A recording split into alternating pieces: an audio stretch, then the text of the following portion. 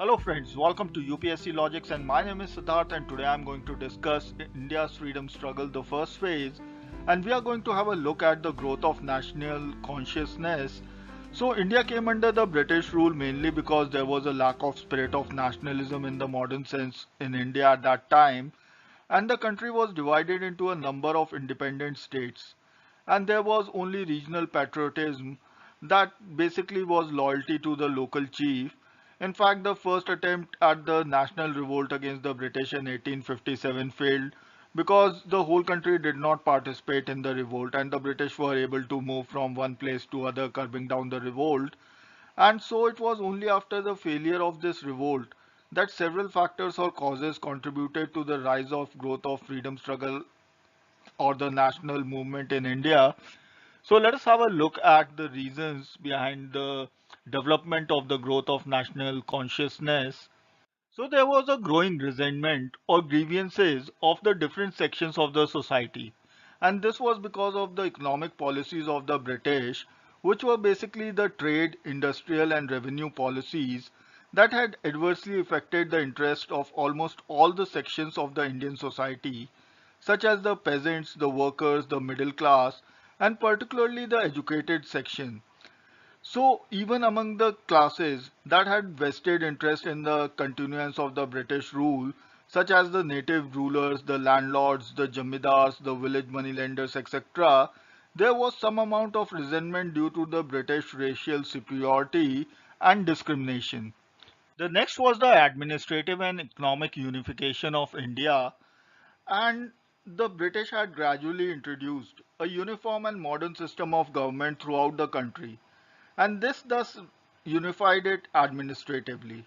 So the destruction of the rural and the local self-sufficient economies and the introduction of modern trade and industries on all India scale had increasingly made India's economic life a single whole and interlinked, and the economic fate of the people living in different parts of the country was intertwined.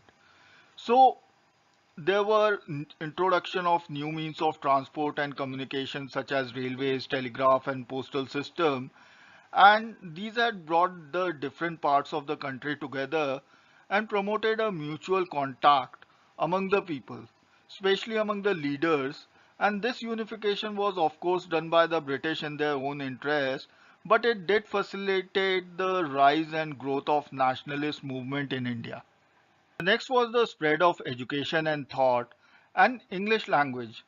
We know that it was made a medium of instructions in schools and colleges and was adopted as the national language on 7th of March 1835, and this became the language of the educated people of India irrespective of their region.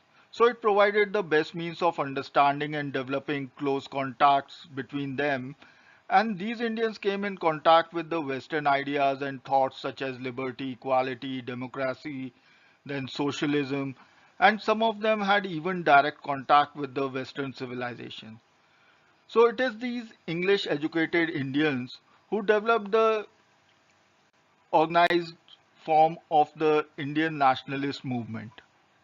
Now the printing press landed in India in Goa in 1556 for the first time. However, the introduction of the printing press in India became the chief instrument through which the nationalist Indians spread the message of patriotism and modern liberal ideas and thus created an all India consciousness. So from the second half of the 19th century, a large number of newspapers and journals were published in different regional languages of India apart from in English, and both the so-called vernacular and the English papers and journals constantly criticized the official policies, and they used to put forward the Indian point of view and ask the people to unite and work for the national welfare. And besides that, they were used to popularize modern ideas of self-government, then democracy, and the nationalist literature in the form of novels, essays, and patriotic poetry also played an important role in arousing the national consciousness. Now, certain reformers like Raja Rammohn Roy, Swami Vivekanand, Swami Dayanand Saraswati, they started pointing out to the rich cultural heritage of India, and they created or filled the Indians with self-confidence in themselves and respect for their own religion and culture.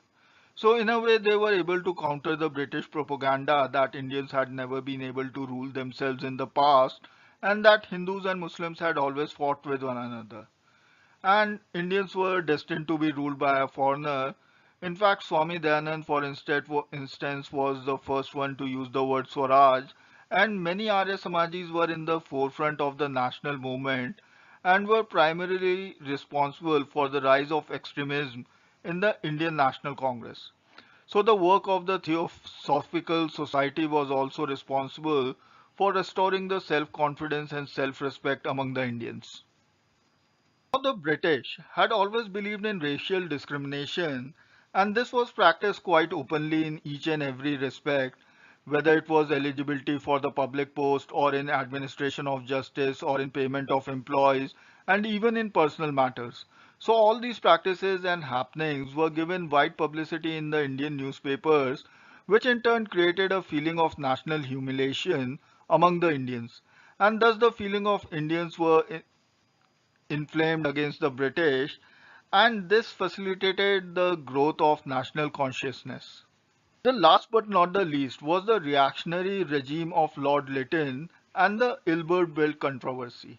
So we shall have a look at the Ilbert Bill controversy in a separate video, and this came out in 1883. So Lord Lytton gave Indian nationalism a visible form, while the latter, or the Ilbert Bill controversy, gave it an organized form. So Lord Lytton's regime was notorious for the Vernacular Press Act, which curbed the liberty of the Indian press, and the Arms Act, which disarmed the Indians on a large scale.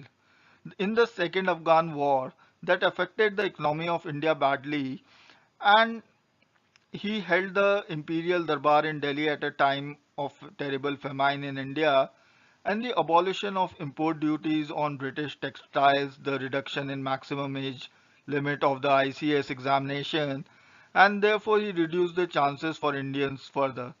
So all these events fed the smoldering discontent against the British rule, and the Ilbert Bill controversy provided the necessary spark. So these were the reasons that led to the growth of national consciousness, and we have seen that there were grievances in different sections of the Indian society, whether it was the middle class or the educated class or the rulers. Then there were administrative and economic unification of India, where transportation actually helped the Indians to get together.